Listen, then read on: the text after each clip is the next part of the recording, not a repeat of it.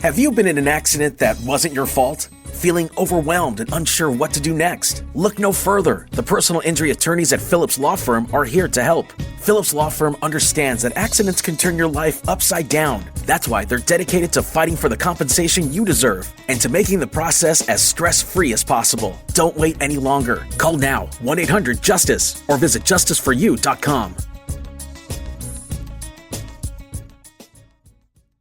Hola! Do you want to hear more of The Men's Room? Subscribe to the Best of the Men's Room podcast on radio.com. Now, the greatest story never told with Miles and Thrill. Hola, Pacholas! Welcome to episode 3 of The Greatest Story Never Told. The first one was cocaine. Episode 2 was kidnapping. Episode 3 we will simply title Banana. I will say this, though. This will be the first one we've done. As we reflected on this through the weeks, we said, we basically admitted to felonies. So we might as well do this one before we end up getting arrested. Yeah, this is lying to the bosses in a big kind of way. So no, that is not true. Yeah, well, no, we were somewhat honest. A different time in radio, in the 90s, radio, our show, Out to Lunch, which was what it's called in Baltimore, came on after the Howard Stern show. Yeah. At this point in time, Howard was still doing the lesbian dating game. Radio was a little bit more aggressive. It was not Me Too, to say the least. It was just one of those things. Now, the first time that I worked at CBS in Baltimore, and Steve, you will know this to be a fact, my studio was located in the JFK AM studio in the very back corner. That was the that was the original studio of the cult. The studios in there were absolutely horrible. Nothing had been done in this building.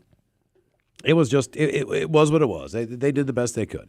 No, they did. They did not. Second time around, I'm not going to trash CBS Baltimore. Too bad. Second time, I'm hired there. So I work somewhere else for a while, come back, start working with Steve. At this point in time, they have completely redone the studios at CBS Baltimore. Yes. And, all things considered about all the negative stuff that we say about that place. And since then, the guy who was in charge of that cheapened out and moved because he didn't want to pay rent. But when you walked into the lobby of this radio station, it was like a giant horseshoe. So if I'm a guest, if I'm someone who wants tickets to come pick them up or whatever, you walk into this amazing glass fishbowl. And if you look to the left, there's WLIF in Baltimore. If you look straight ahead, they're on the air at Mix 106.5. If you look over to your right, it's 105.7 WQSR. Smoke Man. If you look to the right, it is us, and we are working on a station called Live 105.7. Yeah, they switch frequencies with QSR, so I can't remember. But either way, so when you walked in, you could see into all of the studios that were encompassing CBS Baltimore. It's pretty cool. So you walk in and grab something. You see all the jocks you've heard of, man. They're on the air. They're doing their thing, right? Not only that, but, as far as we're concerned, we see the people who win. We see hot women walk in. And they wave to you. And the truth is, while they wait to, like if you win tickets, there's whatever paperwork you have to fill out. And in the time, understandably, the way our studio was located, we were the closest one to look at. We're also doing talk. So you didn't just watch someone listening to music. You watch us doing our thing, gesticulate. So people would always stare in. So our producer at the time, Eric Zink, who's a great guy. Absolutely. He hated us, but he loved us at the same time. Fantastic guy. His job was to get us multiple interviews every day. That was the show that we were doing in Baltimore. So we had celebrities all the time. Matter of fact, John Witherspoon just passed away. We had him on one time. And so, the idea was that the Hustler Club, which is a big deal, was going to come, and they were going to open up a brand new strip club in Baltimore. Keep in mind, Larry Flint, the publisher of Hustler, he signed off on this. You did not do this unless Larry Flint was involved. Larry Flint was a big deal, and so we knew that was coming. And just understand, to Miles' point about when you walk into the lobby, you can see into the studio, we had seen, and it happens here as well, like Boy Scout troops come in and they show people around, right? Yeah. And it's exciting stuff. Yeah. So basically, we get an interview with Dennis Hoff. And Dennis Hoff is coming into town, and so is Larry Flint, and the whole deal. And they are going to launch the Hustler Club in Baltimore. Now, what you need to know about this area of Baltimore where they're going to open up this club, notorious for strip clubs. Well, it's called The Block, and that's specifically what it is. Yeah, and the Block is not known for class. It is right across from the Baltimore City Police Department. This is an area where debauchery goes on, but Larry's going to try to upscale this area with to a a brand degree, new. he did, believe it or no, not. he really did. It's a great club. But we know this. Now what we know is that Dennis Hoff. We have not met him yet. Just know this. And we've since then know him very well. He is the owner of the Bunny Ranch, which is the only legalized brothel in the United States at that time. It's in Carson City, Nevada. He's on a show called Cat House. He's done this for years on HBO. Some people know him, some people do not. Either way, other people pretend they do not. He's going to come in, and we're going to do an interview. So, like anything else, as we're prepping the show, things get changed along the way. I believe that one of the problems that they were having was that Dennis's girlfriend, and her name was Sunset Thomas. I'm sure that's your God-given name. I can feel it. Yeah. If you're not native, but your name is not Sunset She Thomas. was coming too, and one of the problems they had at the airport is she wanted to bring in some of these DeWalt tools that she had because she was going to put on a show with us with power tools. She would attach sex tools to follow a jigsaw, drills, jigsaw. Follow a drill, follow all the things that can be used. This is her specialty. Correct.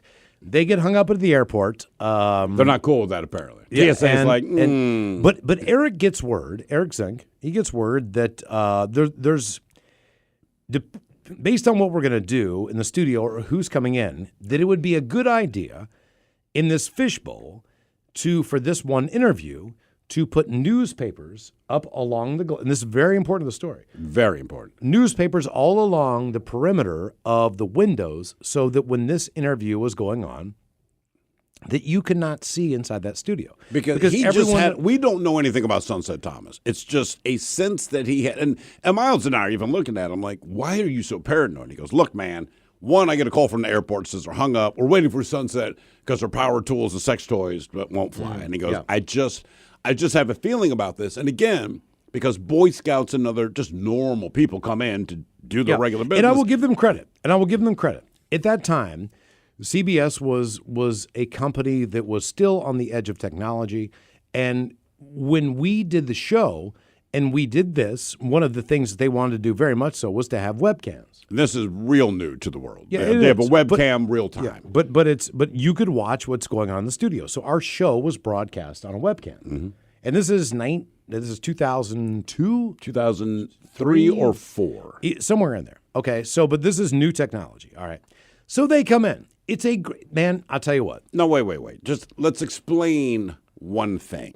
They come in, we do not know either of them, and both of them are very upbeat, very fun, very easy, but as soon as they walked in the studio, and this is no lie, Dennis walks in, hey, which mic do you want me on? We point out the mic. Sunset, it's not a joke.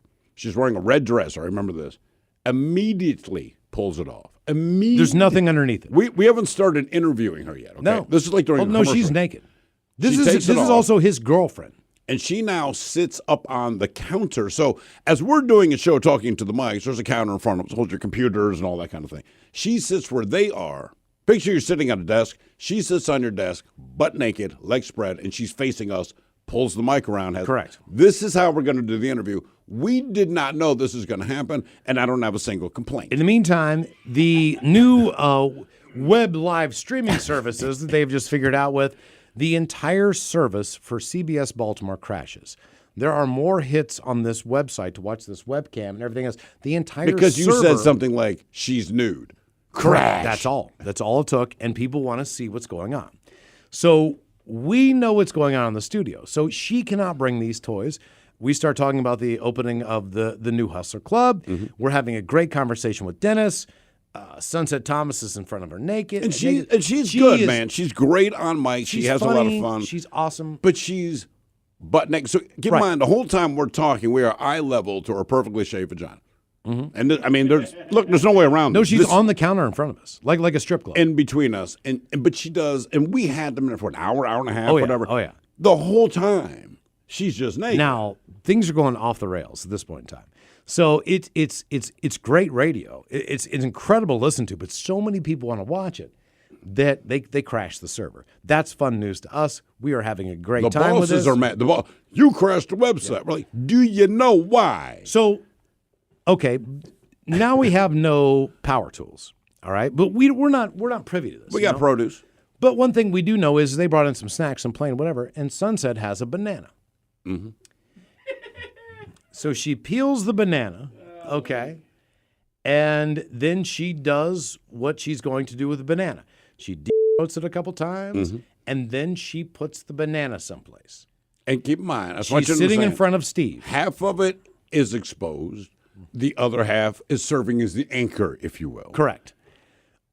Steve decides to No. I did not. No. Let's get this very clear. Sunset's feeling very good about this banana. Can you see half the banana trick?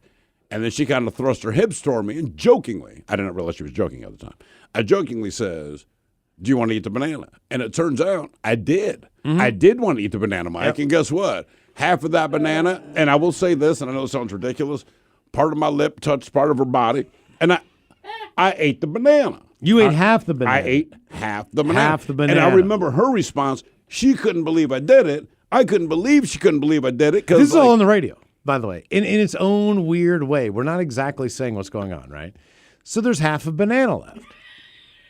This is where it gets us. Keep in mind. No, okay, so there's still half banana. I ate the half of banana that's sticking that out. is exposed because she said, do you want to do I it? eat the exposed half the banana. Yes, I did. And then Miles turned it up a bit. No, then she slides over to me.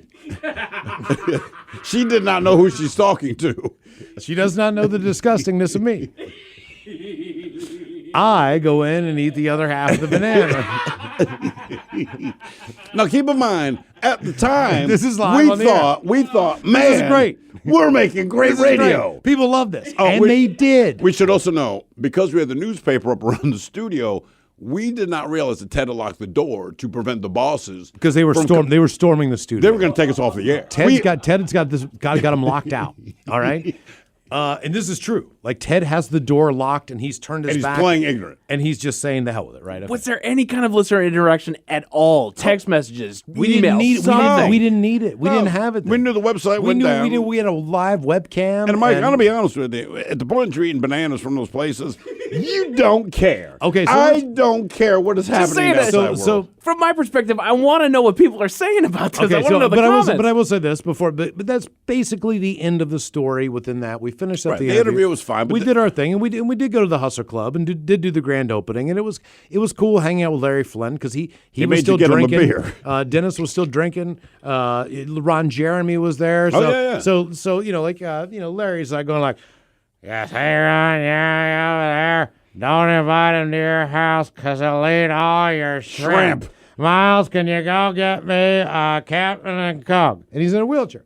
So we're hanging out. Great night. We opened up the Fantastic Hustler night. Club. It was fantastic. Back to the radio station. We get off the air. Our boss's We office, are just, you know. immediately basically dragged into the office. Our boss, and you can edit it or not edit it, we opened the door, and we're feeling great. And our boss's about name this. was Bill Pasha, and I hope he really listens to this because he really did us a solid. He did do us. Here's a guy, we always thought he hated us, and as we went through our career, we realized he had our back all the time. He put us together. did. He got us to Seattle, all this, but we did not know he was doing any of this. So we opened the door. His office is directly across the hall. Did you? He pulls us in the office. He slams his door. And he's one of two major bosses you have to answer to at the time. And he sits us down. And you can edit it, but he looks at us and he goes, "Are you fucking stupid?" I said, "Bill, when you ask it like that, it leads me to believe that maybe we are." Did you eat a banana? No. Do you know you crashed the web server here at CBS Baltimore? That is not true. He said, "Did you guys honestly eat the banana?" And we're like, "Hell yeah. It's a once-in-a-lifetime opportunity." And he goes, "If anyone else asks you, No. say no. No. It is theater of the mind." No. Listen, This is guys, all theater of the mind. Guys. you need to get out of here before Bobo Filippo, that is the nickname we have for the jackass we used to work for, before Bobo Filippo finds you because he's looking for you. He is out of his mind, So- angry. And keep in mind, his first big problem was that we had newspaper the windows. He didn't like that. Then he heard what was going on. And keep in mind, we But didn't. they couldn't see in. They couldn't walk in. They couldn't do anything. Because Ted had locked the door. But listen, honest to God, did not do any of this to be shocking. It's like you live in the moment, man. You live in the moment that you have. She's having fun. Dennis is having fun. We're having fun. The website. everyone's enjoying this moment. We go with it because you know what? We are the goddamn curators. They're having a good time. Yeah, Like, and not brother, only come that, on. but it was a great show.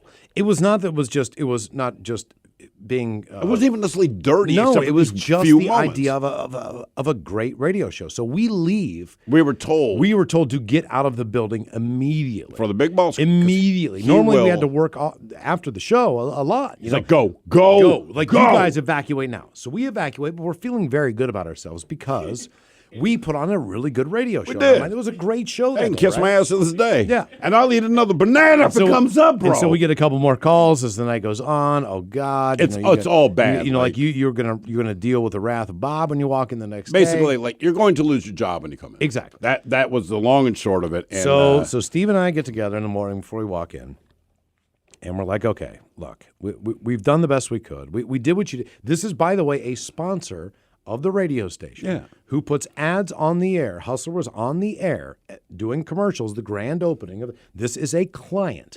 We service the client. quite literally. Also in front of her boyfriend. And he was cool. And keep in mind that He was cool. that Ted became longtime friends with Dennis Hoff. Yes. Would go down for his birthday. Ted celebrated his birthday down there. until Dennis Dennis's died, right? birthday. Yeah, till Ted Dennis passed away. became Dennis's friend. He was from because- that moment. Yeah, correct. Because we were in relationships. Other See than how the that banana. You can see Sorry, where baby. you can see where this would be a problem. It's not the best tasting banana I've ever had. No. But I need. And I will say this: I ate the backside of that banana and didn't get oral herpes. He was which is worried about that. fantastic. You know, Because I even looked at Miles. I'm like, dude, you ate the part. And You I'm like, might need some and Valtrex, bro. You got to know me. I don't care. So I really didn't But care. just remember that we had So- newspaper the studio. Yeah, we newspaper the studio. And we are going to come in that morning, and we knew we were about to lose our job. So everybody that worked on all those radio stations caught wind of the hellfire that was going down because after we left, Bob came in and just went on a rampage. Just a complete rampage. Like, this is a guy who did not know who Ron Jeremy was. Who's that sneaky guy? He's a 40-some-year-old man who had never At the watched time. pornography in his life, and he did not know who one of the most famous male stars was. Look, they only had 6 people. You know, Right. like, Most if you of them watch were dead, 300 and- films, there were 6 guys. He's in the one film. of the guys you've seen in the like, movie. and he was the most famous. He's Ron Jeremy. He's the hedgehog. Like, it's like, and all the women were coming up and going like, Bob, I can't believe that Ron Jeremy is there. Like, Oh he's my like, God. I don't even know who he is. Photographs. Who's Ron Jeremy? Like, Autograph, like, why are you guys everything. like? So this is where his mindset is. This guy does not get it. Period. Yeah, he's a Probably lame mother- Still doesn't. Okay, to this very day, still Yeah. doesn't get it. All he does is whatever. So that story for another time. But all the other radio stations, Well, keep in mind, when we walked into the lobby, we were walking into the lobby knowing we're going we're to about to lose our job. And we know this. We've heard, and like people have been killing us all night about it. We walk in and open these doors. And I'll tell you, this to me, this is my personal best moment in radio. When you So, said, you know what, man, we're If doing you look something. over to the left at the light radio station, which was Light WLIF. That was the station. Light I did 102 or something like Light 101.9 Light miles. 101.9. I said Light it 102. 1,000 Right. goddamn times. Exactly. Well, I worked there for an overnight. All of their studio windows are covered in newspaper. You look ahead to the mix station, which is the family station. Mm-hmm. They're all covered in newspaper. You look to QSR, which was just a slam and dominant oldie station. Yes. They're all covered in newspaper. The only station that didn't have newspaper on the windows was the studio that we broadcasted with. And all of our coworkers, Every single one of them. in solidarity, decided that they were going to do that just to make a point. Tell that Bob, to F off. eat a banana. Yeah, exactly. And I will say that it stopped us in our track. It's so humbling. We walked in like, dude, we're going to lose our job. One thing about me and Miles, and I will say that, we'll lose our job. That's all right, brother. We believe what we do. You can kiss my ass. We will figure it out. But it's still an ugly feeling, right? Mm-hmm. And we walk in, and we saw that. And everyone, and these are the old school people of Baltimore. These are the people whose names were known. We're trying to make a name for ourselves. They all listened to us because they didn't do anything interesting, right? They had the balls to do anything. They listened to our show. They were as intrigued by that particular episode as we were. And like I said, we didn't plan it. We didn't know what happened. But to walk in and see all of these studios, newspaper to tell Bob, I'll stop there. I won't give his last name. Say, F you. So this dude, Bob, comes down the hall, and there's a bit of a wry smirk on his face, I guess is the way to put it. Another one. a bit of a This wry, is my second beer, dude. whatever, as far as they know. The wry smirk on his face to say the only reason you guys did not lose your job, and he said this Was because of openly. our coworkers. Because when he got to work that morning, everyone basically just told him, "Hey, man, go F yourself." What they did was good, and all of us are saying we will go down with them if you got a problem with that. And man, And I'm telling you, Then we got drug into our office, and there was two people in there, Bill Pasha and a guy named Josh Medlock, who works for Premier Radio Group. They're a syndication company. And we love Josh to death. He hated us He when we hated worked us then there because we put him through crap. But we're good friends now. Yes. And he was just, flabbergasted. He's just trying to do his job. He's the program director of our radio station. We're effing this whole thing up. And the one thing that Pasha says is he's like, this never happened. And from that moment in time, never brought it up again. that incident never happened. He would not bring it up in the station. It was not brought up in the studio. None of the stuff that we just told you ever actually happened. And that is episode 3 of the greatest story never told. R.I.P. Dennis Hoff. Yeah, man, for sure.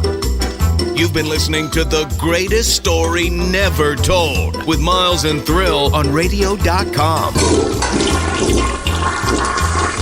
Oh, man! A Double Flush production.